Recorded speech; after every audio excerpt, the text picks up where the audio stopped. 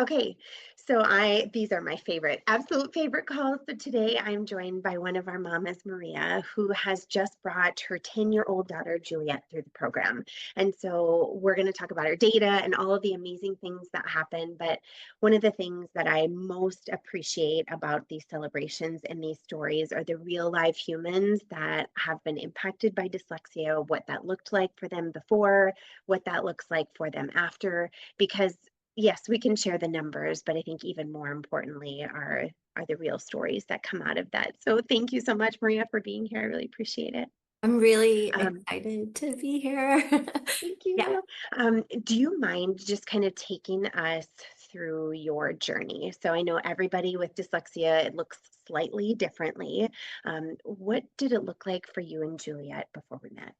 So the funny thing is we didn't even understand it was dyslexia until about my birthday last year. And I can remember very clearly on my birthday reading through her second IEP assessment. And the first one was very unclear because we were just discovering how big of a visual impairment she had. And at one point, she was considered medically blind or legally blind. So there was so much struggle around just getting her to see the curriculum that by the time we knew, that didn't really get put in place until second grade. So Okay. she missed kindergarten basics, she missed first grade basics, and she looked super ADHD to us Okay. because she would never look at the screen when we were online during COVID. And it was second half of the day. And if I didn't know she didn't already have glasses, if she didn't have a lot of health issues we were helping her overcome because she had already been diagnosed with Lyme and mold. If I didn't know these things, I just wouldn't have known at all that this was a visual impairment and then eventually dyslexia. She just looked super hyper. She wanted nothing to do with looking at the screen. Um, so fast forward to fourth grade, and I got the IEP assessment. There was just, we'd known how much we put in place for her vision, and we were starting to really be able to see what was vision. The psychologist, school psychologist, knew how to accommodate for the vision on the test. Doesn't mean Okay. it was always being accommodated for on school tests, but on the IEP assessment, it for sure was. Yeah. And it was just so clear. Her oral expression was like in the 97th percentile. And then her spelling and writing were on the other end of the spectrum. I don't remember the numbers now, but they were low. And Okay. here's this brilliant little girl, upset all the time, getting sick out of stress all the time.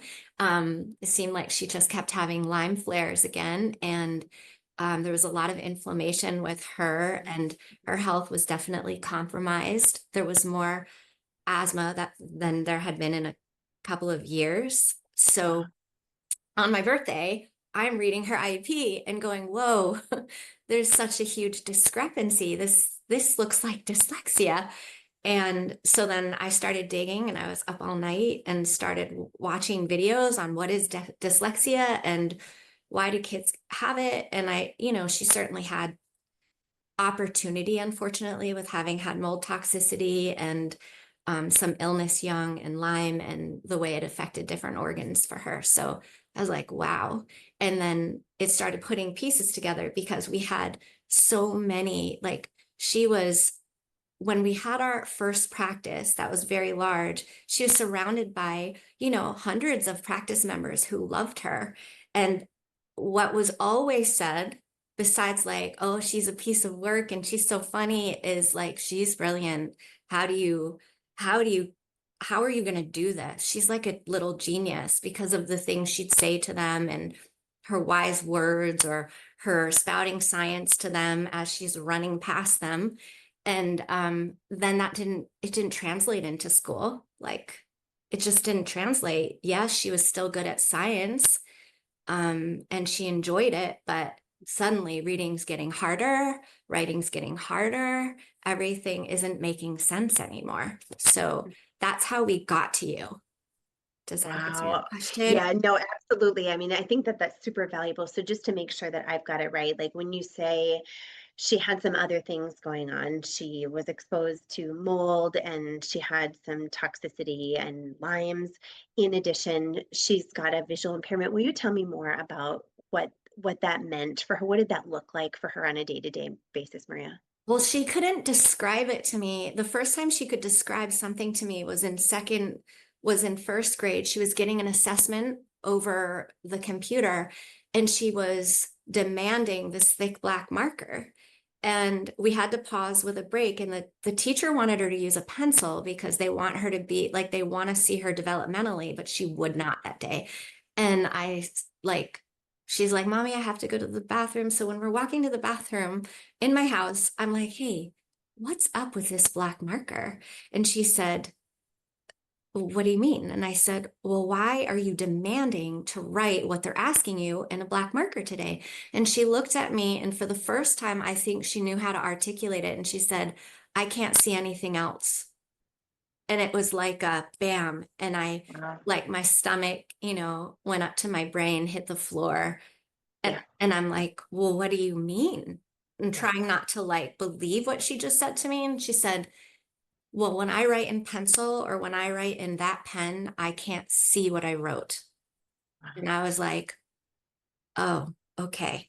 So that's the minute that I went to a neurodevelopmental Yep, optometrist, changed yep, who started to help me change everything. And then down the road, what she said to me was she had more words for me because she started realizing it wasn't normal. Because if you have these problems, you don't know what you yep, don't know. And she right. would always write like her very poor spelling sentences. She'd write the words joined together as one sentence. Yeah, Like there would be no spaces between the words. And for the OT, she could pass for a very short time under a very short, but I could show mhm, you test after test where it's just one letter after another, and you have to decipher where one word ends and the other word begins. And right. so I said to her, why do you still do that? And one that she didn't know is she wasn't hearing language the way you and I Yeah, are, and that you yep, helped her with that. That's one thing. yep, And then the other thing is she said, the minute my eyes get tired, I don't see separations between words even when I'm reading a book or a paper. And I said, oh, and she said, yeah. And I also see words move, letters move, they float, like, she didn't use the word transpose, but that's what she meant. She said they flip. And yep, she said, so, and I said, okay. So it was one of those horrible mom yep, moments again. And I said, so yep, how quickly do your eyes get tired? And she said, Mommy, sometimes it's a minute.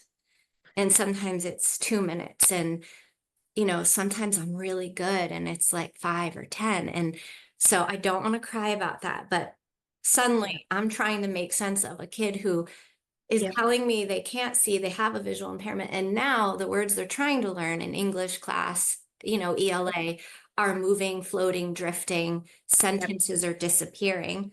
And yep. I didn't understand. And she didn't even really reveal that to me until last year when she started to have some control, when her eyes were getting better enough that she saw the difference. Sometimes they did that, sometimes they didn't do that, where early on, I think they always did that. Um, yeah. You know what I think is so powerful, and thank you for sharing that because oftentimes I think people misunderstand what dyslexia really is, and they think that it is the moving letters and they think that it's the wiggling things. That's a visual impairment. That Yeah. is a challenge that you are having with your eyes specifically, but that's not dyslexia. So, I mean, I really appreciate you sharing this journey because obviously that is a challenge to have her not be able to distinguish between letters or even see the letters unless it's a really dark marker. I mean, I can't imagine the struggle that she was experiencing daily in her learning. But then I think it really also speaks to how much of a puzzle it can be to try to unravel what is going on with your child. And so, will you tell me more about what that uncoupling looked like for you when you were trying to figure out, like, okay, is it this or what's causing that? Or what did that look like for you? So, from the start of fourth grade, other than the first 2 or 3 days, She was so excited and she still loves school. And then by about week 2, she starts not wanting to go to school. So we had not many, I think we had a really good, healthy summer. And then health issues started in the beginning of 4th grade pretty quickly. Like as soon as she started telling me she didn't like school, and it just seems like for her, whether it's, I want to say it's not Lyme anymore, but whatever it is, if it still is Lyme, that there's this coincidence, or this simultaneous, there's a lot of emotion and a lot of stress. Maybe there's an allergy exposure also, and then there's the health that declines. So this started happening right in the beginning of school, and she's telling me she doesn't like school, and I'm realizing she's really not getting access to the curriculum like she needed. She's not seeing what she needs. They're wanting her to use this small device to magnify. And although the neurooptometrist at the time wasn't a fan of it, they talked him into it down the road. But can you imagine all that I just said about her eyes? Things float, things move, words disappear, sentences disappear. And now she has this little 4-inch magnifying glass to try to see a whole passage. It wasn't working, so she stopped using it. And they're telling me, oh, she's good, she doesn't need it. Because maybe they see her read one sentence in 12-point font, and then they think, oh, she can read. Sure. No, that was one sentence before her eyes fatigued. No, Yeah. she needed it. So they were doing their best. I know they were doing their best. I just think things just kept getting missed last year. And there was a Yep. focus on giving her more autonomy. And it was like, would you take an inhaler away from a severe asthmatic when they need it? No. Would you take insulin away from a severe diabetic when they need it? No. So autonomy is probably really not the answer. Like we still need her to be able to see and hear her curriculum. And so anyway, with that happening, there was a lot more health issues, and they were doing their best, and it was just hard. So by February, when she had been sick a real lot, and the emotion was at its point, and I wasn't even getting her to go to school in the morning. Like I'm bribing her. I just knew, like, okay, what do I have control over? What Yeah. do I have control over? And in that moment, because I'm always looking at what can I do to support my daughter? What does she need to do? What can I advocate for? And in this moment, when I saw that test on my birthday, I was like, I can find a way to make this better. There are Yeah. people who have to know how to do this. There are Yeah. geniuses in the world who are dyslexic, who are running billion-dollar companies. Yeah. We can figure this out. So that is that was the point I came to with at that time in 4th grade. Like there were lots of times where I came to new conclusions and I needed a new thing. We needed the Yeah. eye therapy. We needed to get her into a sport that made her happy. There's been so many things along the way. Finding the right healthcare practitioners to work with me, because my husband and I are practitioners, but we need somebody outside of us to you know, be with us on the journey so that it's not just us being narrow-sighted. So anyway, on my birthday, that was what I was like, this is what we're doing. We are figuring out how to help this girl learn to read that matches her intellect. That's what we're going Wow. to do. And when that Wow. happens, she's going to feel better. Yeah. Oh, wow. Oh, Maria, there's like 5 different things that I want to ask you based on what you just said. But I think one of the most important is, the mindset that you clearly had to own as a parent of a child who's struggling with multiple things. I mean, like you have to get to this place where you say, I can't. She's sad, she's upset, she's sick, she's not going to school. Like I cannot do this anymore. So I guess when you think about who you had to become in that moment in order to say, and this is what we're doing. I mean, it's not easy to continue to go to the doctor's appointments and continue to do all the things. So tell me more about what that felt like for you. Who did you have to become in order to be Juliette's mom in that moment? Yeah. So it's like, that's a great question. it's like you need to turn around and put on your superhero coat or your tiger or your mama bear and go, what do I need to do right now to make this change? If the school might not understand as well as I do, what can I do that's going to make school different for her? And she loves kids. She wants to be social. She wants to be in school, even though she stopped liking it and didn't want to go. She also didn't want to be taken out because part of me was like, is this the point where I'm going to homeschool? I had to really ask that question, and would that benefit her? And it did not feel like it would benefit her. I kept feeling her out like, is this where we need to go to make your life better right now? And it wasn't, but I felt like I could certainly rearrange my life in a way that I would have time to work with her every night.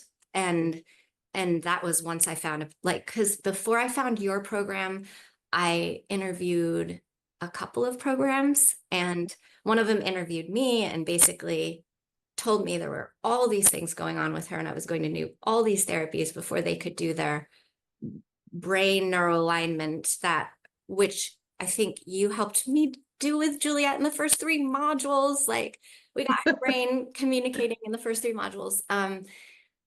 But when I got to your program, it was like, okay, this is sounding too good to be true. Is my daughter going to be able to do this too? Is she well enough? And this is crazy that I'm speaking about it this way, because as much as I'm telling you she had health issues from when she was 3 years old, she's a miracle. This girl at 3 and who she is now at, even 9 last year, even though we were having health issues, they still weren't landing us in the ER like they did when they were young. So this girl had climbed mountains before we got to your program, and she had overcome huge health hurdles. There were times in our lives we didn't know, like, was she even supposed to be on the planet? And I hate saying that, but that's where we were when she was really young at times. It's horrible to say it out loud, but I'm just being truthful and honest. Yep. So anyway, when I saw that your program required of me to do my homework, to know what I needed to do with her, and then I was going to need to like help her mindset be okay with 10 to 15 minutes a day.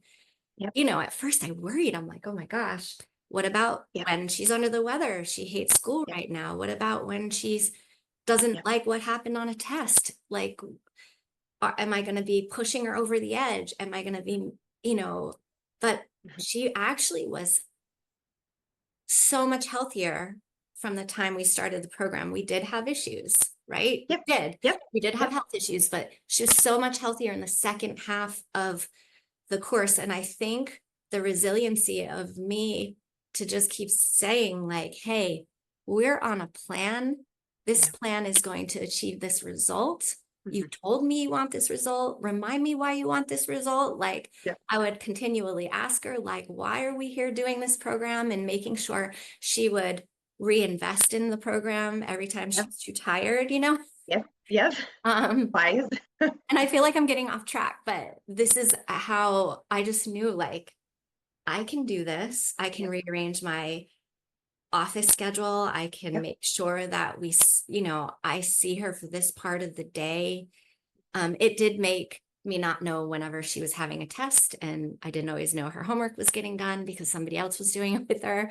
But that was okay because I knew in the long run, if she was empowered and had the tools to read and hear language the way a quote normal child can hear language. I hope I'm Mhm. saying that cautiously and loving. Neurotypical. Yep. Yeah, Yeah. typical child can hear language. Like, if I could do that, I would Yep. empower her to do much better in her future, even if the second half of the year might get a little less, Yeah. good, because she wasn't telling us when she had homework. She would just ignore it flat out. Oh, that? Oh, I Different issues, Maria. forgot. Different. Yeah. Oh my goodness. But I think it's really powerful to know like how you have to navigate those things because it is a journey. And oftentimes when you have dyslexia, you do have something else as well, whether that is ADHD or you have apraxia or you have a vision impairment or you have something else that often goes alongside of it. And so just the attitude and the mindset of, okay, so this is maybe not what I signed up for. This is not what I thought I was going to have to deal with, but here we are. Mhm. And so I am going to be empowered. I am going to take this head on. And I think that you do have a superwoman cape and you just say like I've got this. And I think that's just a really important message to share.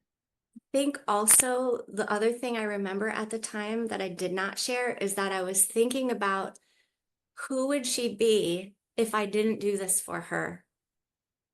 That will make me cry, right? Yeah. No, of course. No, right. And who would she be Yes. if I give this to her? Yeah. Who would she be? She could potentially be everything she wants, but Yes. will we stunt that?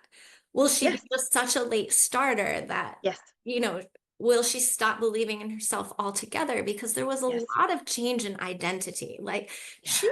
she had a good brain as a little child. Like she knew because sometimes she would run circles around the adults in her life with solutions, problem solving in a way that, 40-year-olds couldn't do that around her, but she could do it. And she'd just smirk, like, well, what about that? Like, and she knew. And then, but school wouldn't match that. And I just thought, this is part of her identity, and I need her to have the ability to have whatever identity she wants. Like I need her to be whoever she wants to be. And so I kept looking at what might happen if I don't correct it like Yep. right now. Like Yep. this is the time right now. Yep. Yep. And I so appreciate that you're sharing that because I do think that there is never a perfect time. And, you and I were talking about this too, that, you could have had 100 different reasons why right now wouldn't have worked. Right now won't work because she's upset. Right now won't work because she's sick. Right now won't work because.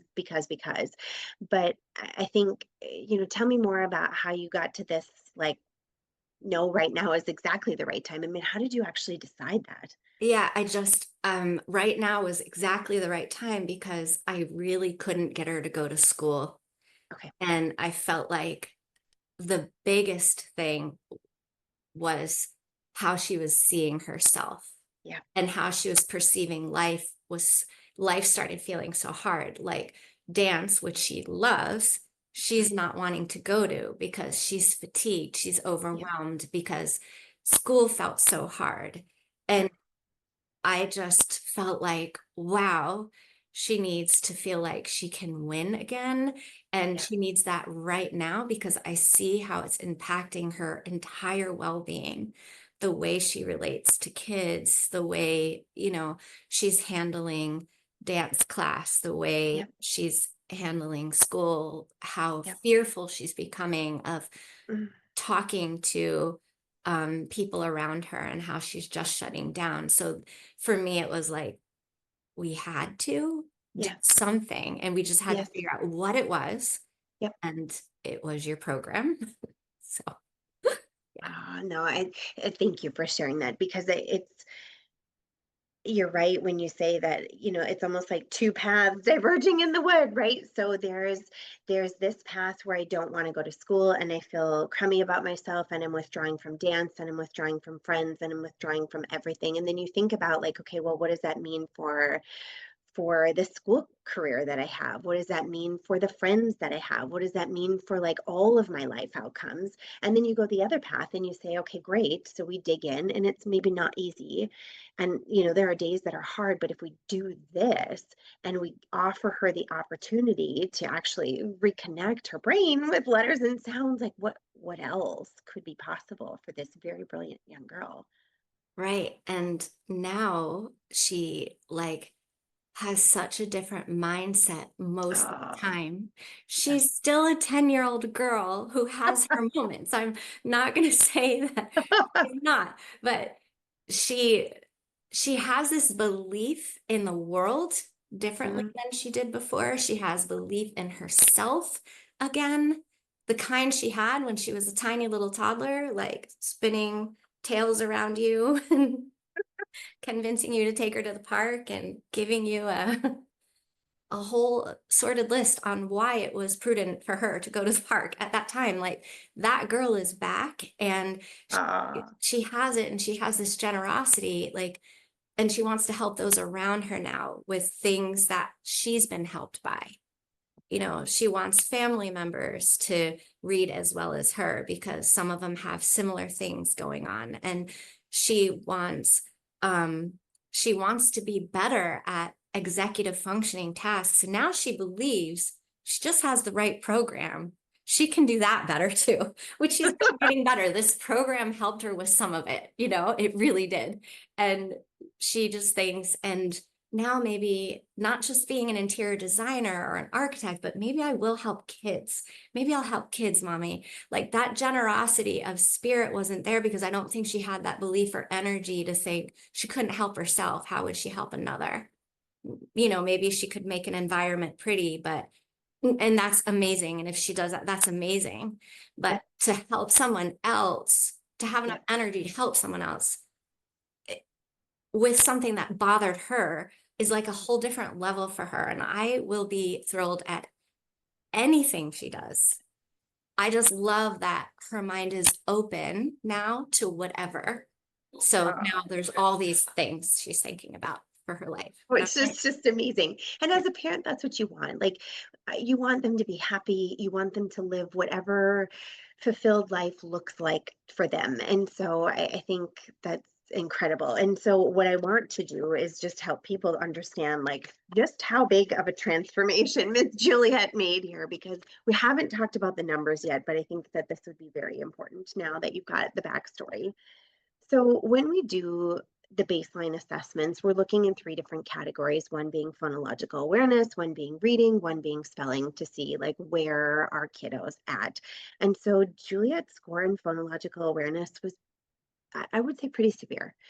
Out of 42 items, she had 31 of them incorrect. So she had 11 total correct, which meant, if you're not familiar with that term, you don't even know what that means. It was that her brain really couldn't break apart letters and sounds. So say the word Germany, take ma out, what's left. So she would have had to know that there were three syllables in that word, that ma was the middle syllable, be able to remove that in her head, be able to put the two sides together. Like that mental Olympics is nearly impossible for a child who is unable to connect letters and sounds together. So fast forward, would was she in here 5 months? Was that right? yes, yeah, we had to do it a little bit longer with That's all okay. the That's things. okay. Yep. Yep, but still, like I think that's important for people to understand too, because oftentimes you do get this narrative that like this is a multiple year journey and there's no possible way. So just for context, we're talking about these results pre to post in 5 months. So she was 100% accurate 5 months later. Ah, which is just incredible. And then when we looked at her reading scores on the wide range achievement test 5, again, not Dr. Troy's homemade test, this is a nationally normed referenced assessment. She was at the 34th percentile. So oftentimes, if we see that and with a really low phonological awareness score, it means that there's memorization or there's compensation to get by with some words. But usually when the words get multiple, or they're multisyllabic and we've got more complexity, the pictures go away, there is this breakdown and you are unable to do that.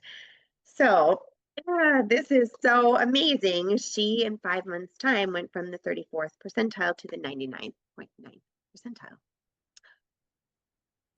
I know. I'm so excited. I'm Wild. so And then excited. let's just keep going because as long as we're on this train, let's just keep celebrating. So, spelling score, she was at the 4th percentile when she started. When she was done, 5 months later, she was at the 55th percentile.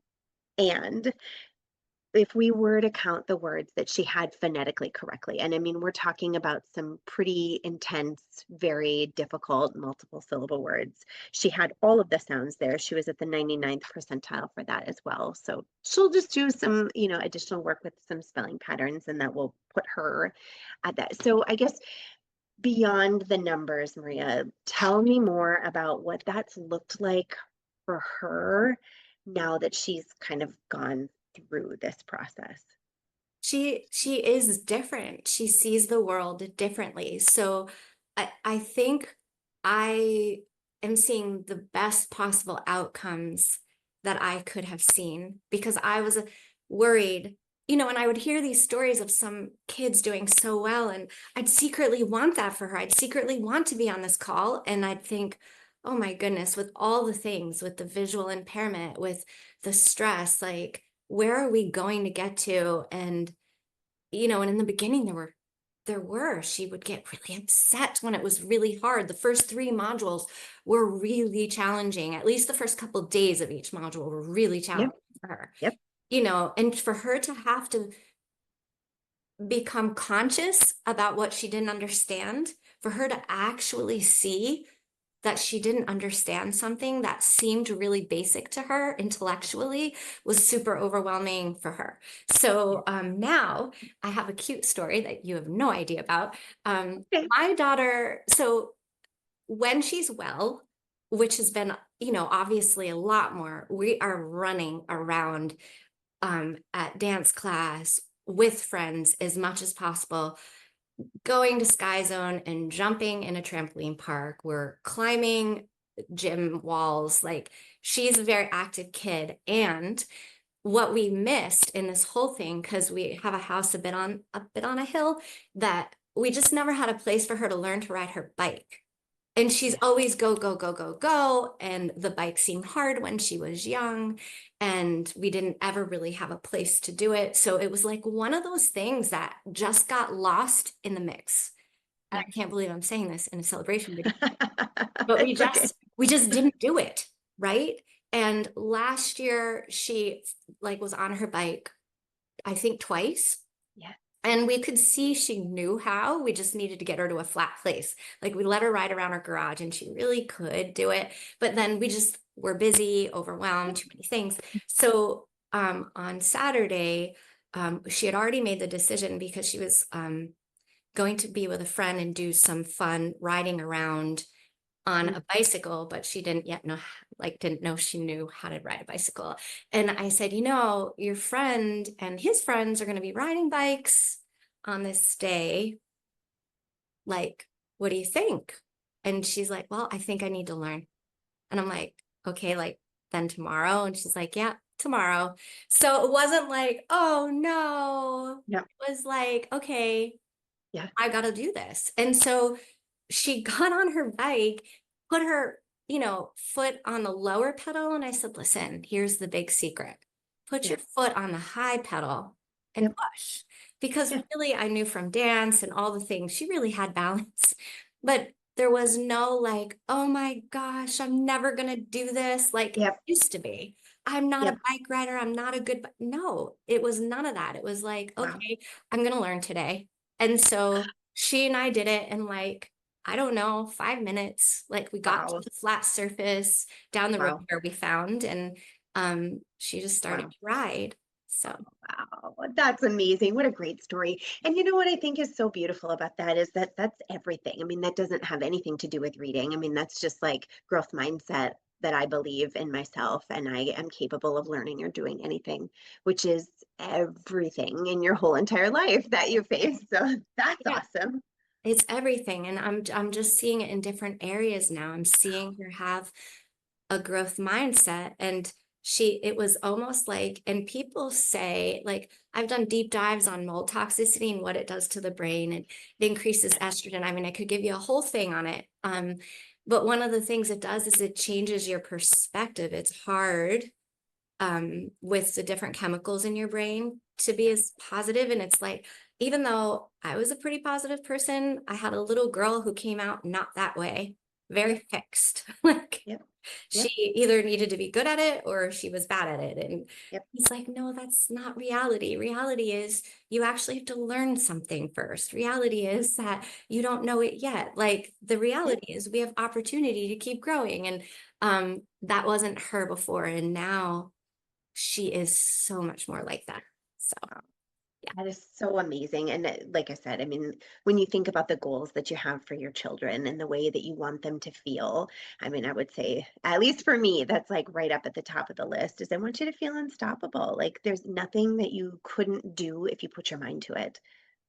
Yes, that's Wow. Okay. exactly how I Amazing. feel. That's amazing. Okay. So tell me more about like what does reading and spelling look like now compared to what it looked like before? I mean, when you think about, okay, this is what Juliet's reading and spelling would look like. I know you said it was kind of all smashed together and she really had a difficult time, but what would you say that the some of the big differences are that you see? Yeah, and I did bring some papers. I'm not sure if it's worth me trying to hold them up for like Sure. befores and afters, but I'll describe it first. Now, one of the things was before her processing of even language was just so slow. So even if she was spelling the word cat and it was simple, it would still be a slow CAT. It wouldn't be like CAT. It Yeah. would, there was like, she had to like really work at it, Yeah. whatever. And cat might not have been the right word to say, but now what I can say is we have different things we're doing, and I'm going to try to hold things up Yeah, for great. you. And I'm just trying to get the right stuff to have it. And I'm looking some of the right stuff here. Um, okay, hold on. So This will be really before, fun to see, yeah, Maria. Thank you for sharing these. so before, like this is just a test assessment at school, and you could see that this was the end of school, but words were towards the end of school. Words are still like really running together, maybe not as bad as they were in the beginning. I didn't get a beginning sample, but they're just all smushed together, and it's Uh-huh. really hard to determine what she's saying when a new word is. And Yep. then um what this isn't perfect because she did this Yeah, stay right fast, there. That's, yep. but do you Actually, see if you held it back just a little bit closer to you, it was really, yeah, right there is really clear right there. okay, Wow. see how you can separate words now, Uh-huh. the words she's actually writing, Uh-huh. like there's a total difference. Capital letters. Yes. Right, right. Capital letters. And Yes. then, so there's nights when, because the visual impairment's higher, I know her eyes are really tired. When we were Yep. working, what we would do is she'd just say, Mom, really, I need a pass. Write for me, scribe for me. So Yep. I would scribe for her during the program because I was not going to make her visual impairment be the reason she didn't succeed at Yep. learning this program. So I Yep. just would take that off the table when needed. So she had this whole story about lizards and um, rizzards because of the word riz, right? I don't know Yep. if you can see those words. That was my writing, but she was telling me the sentence faster than I could write it. So she was spelling every word so fast that I had to like make sure, okay, did she spell that right as I'm writing? So she's right, like she's saying it faster than I can write it and know whether she's correct or not. So even though I did the writing, she did the spelling. And in this, she had Minia right.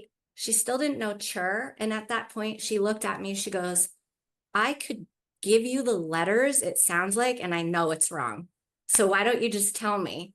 So I'm like, okay, well, chur in this part is Ture. She's like, well, let's just write that down. So I put like a parentheses around that because she knew that's not how you spell it, because she would have spelled it like CHUR probably is how she would have spelled miniature. And she just looked at me and she goes, it's wrong. So why don't you just let me know? And tomorrow she put like TOMAROW Yep. because she didn't have that spelling pattern yet, but Yep. that's correct. R tomorrow, if you're saying it Yep. like from where I'm from. Yep. So I'm like, okay, well, she spelled it the way she heard it. So I'm happy with that, right? And all of the sounds are there, and she's not adding letters and omitting letters. And I mean, when we look at the difference between that compared to like she struggled to take something like automobile and take toe out of it and say automobile, like not possible before. And then to actually have her brain know all of the sounds in a word and be able to connect them to letters and be able to fluidly spell those and to be able to do that quickly. I mean, I think it can be difficult to process that all of those things happened within a period of 5 months. And so it's it happens because we do the root cause work. And that's where I think the real message needs to come out, is that you don't have to struggle with dyslexia for years and years and years. Like, you can actually address the root causes, which is that the brain is struggling to connect letters and sounds. So, I mean, did you see in real time, like, what did that look like at your house before versus after? Yeah, I did. I think it was around maybe module 4 or module 5. I'm like, wow, like these modules are just getting easy for her. Cool. After the first 3, Yep. where she was reconnecting different parts of her brain to hear sound better. Yes.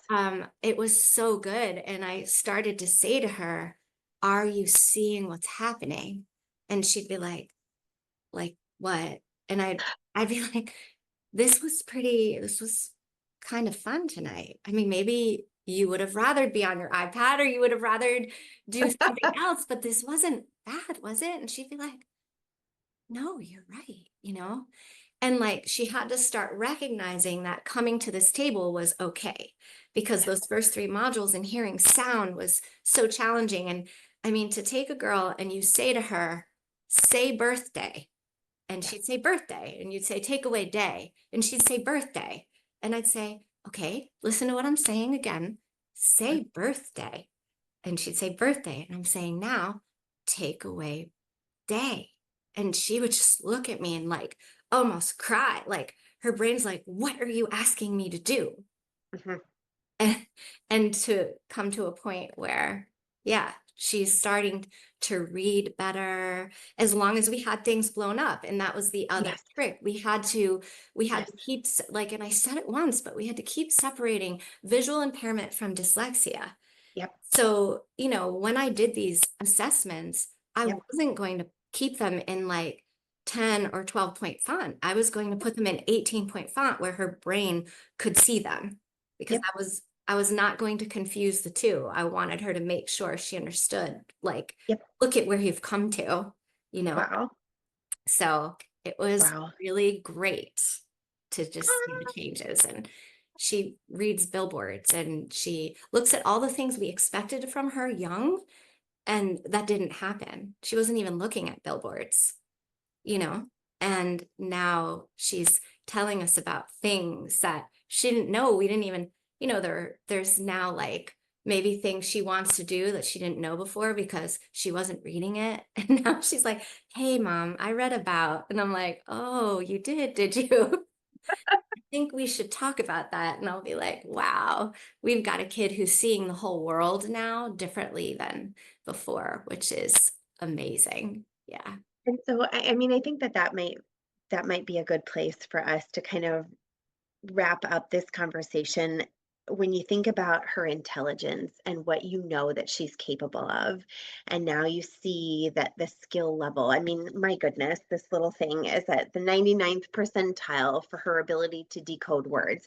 So when you see that she's got skills that match the intelligence, I mean, I guess tell me more about, and again, we go back to that moment where you could have said, no, I don't think that there's anything we can do. She's got all these struggles. Well, like, what advice would you give to somebody who might be in your shoes, where you've got something going on and you're met with a challenge, and how do you face it? Like, what would you say? There's I am a firm believer there's always something. There's always growth. So that that is my nature, to go like, how do we solve this? How can we get growth or gain? So what is the one, like, what is in my control? What is in her control? What could we do differently that will create a new outcome?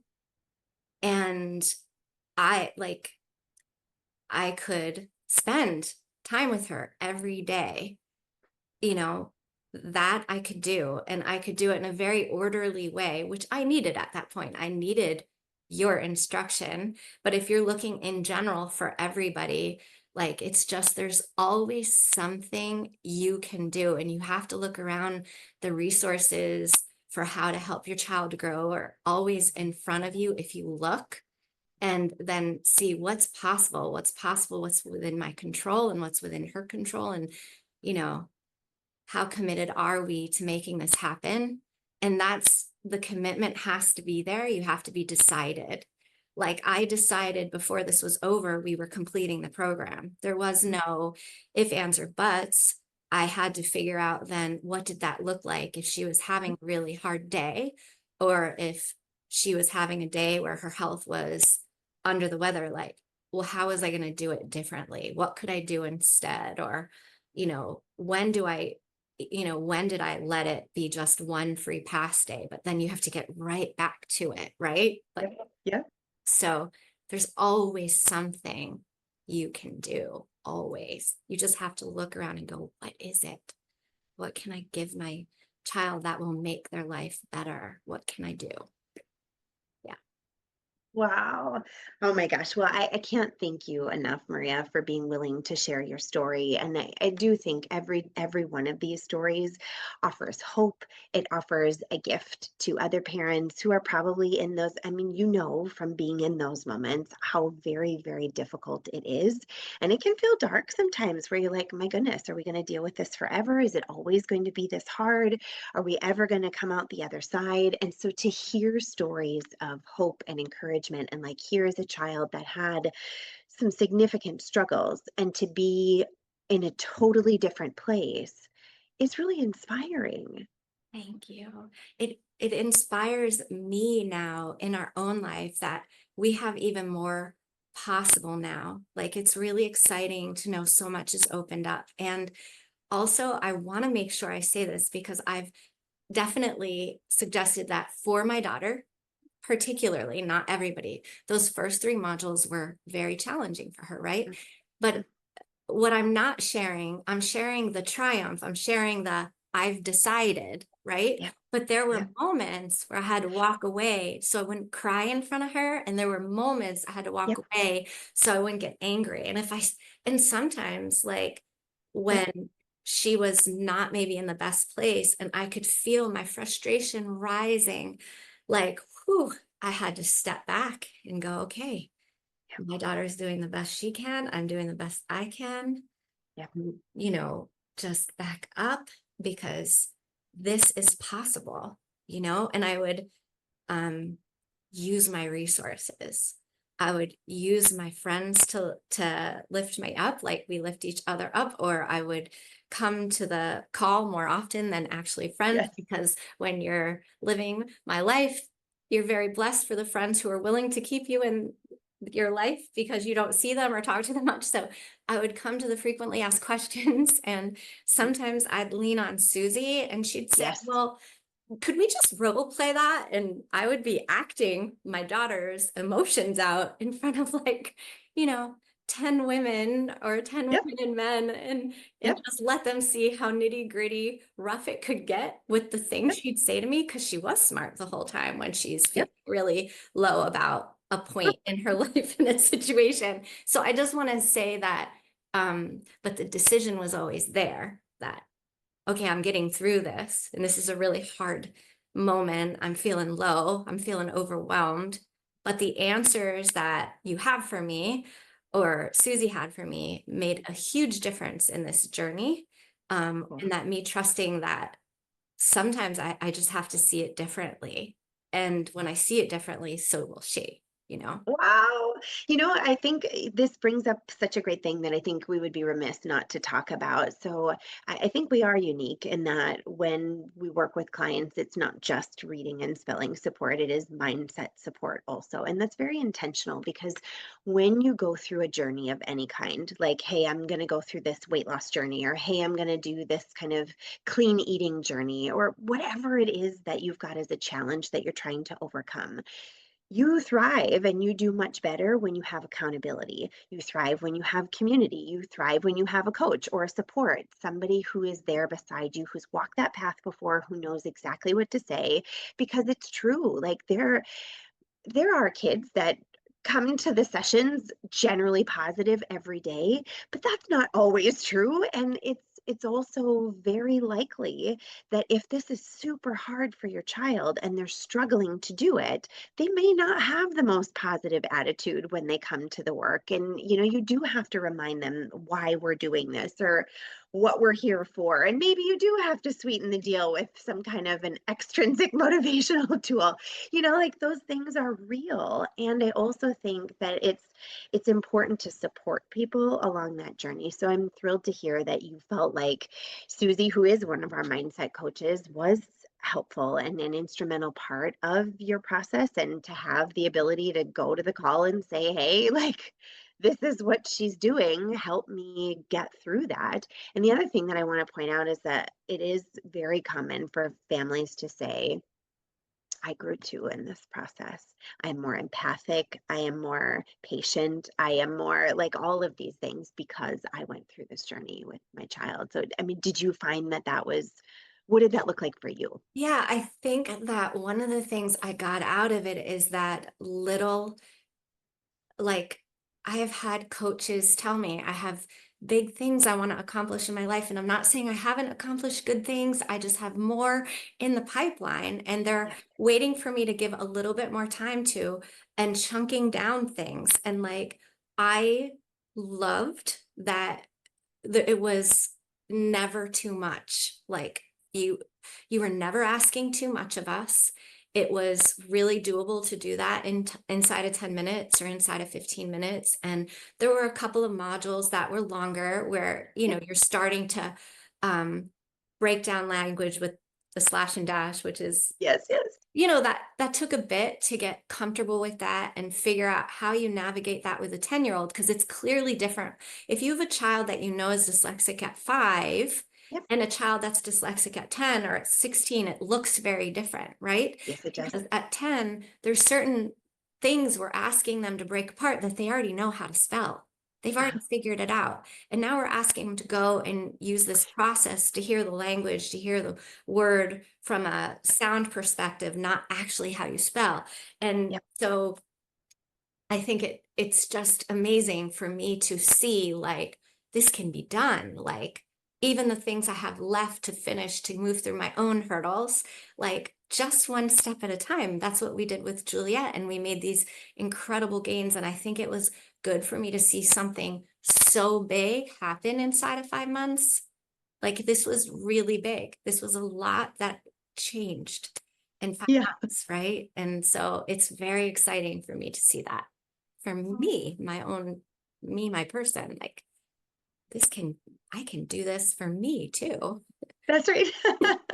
No, I know. I mean, for all of us to, it's life and goals and the ability to pursue what you really want. And I think, again, that's what you really wanted, was for her to have a different experience. And my goodness, you did a beautiful job of that, Maria. So Thank congratulations. you so much. Thank you for making it possible. Thank you for being here. Thank you for creating this program, because I'm sure this program took so much of your heart and soul to get it to the point where it's so refined for us right now. So I can't thank you enough. I can't thank you enough. Yeah. Thank you. Well, I super appreciate you being here and being willing to inspire other families. So kudos to Maria and Juliette.